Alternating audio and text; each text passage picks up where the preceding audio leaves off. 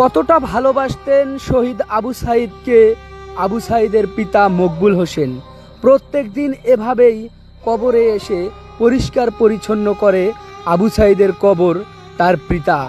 একটা মানুষ কতটা সন্তানকে ভালোবাসে, প্রত্যেক দিন চোখের পানি ফেলে ছেলে আবু সাইদের জন্য। আর আমরা অথচ এগুলো না ভেবেই আমরা ভোট চাওয়া নিয়ে ব্যস্ত, নির্বাচন চাওয়া নিয়ে ব্যস্ত।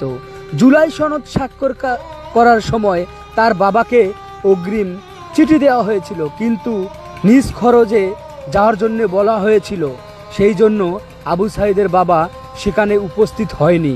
আমরা অথচ দেখেছি জুলাই সনদ স্বাক্ষরের দিনে আহত যারা ছিল তাদেরকে অপমান করা হয়েছে।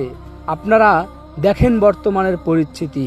আজকে হয়তোবা সবাই আবু সাইদের কথা ভুলেই গিয়েছে, এখন শুধু নির্বাচন নিয়ে ব্যস্ত, ভোট চাওয়া নিয়ে ব্যস্ত, কিন্তু আহত যারা হয়েছে তাদের কোনো খবর নেই চিকিৎসার।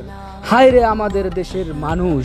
এবং এদিকে আবু সাইদের বাবা প্রত্যেক দিন ছেলের জন্য কেঁদে কেঁদে বুক ভাসায়।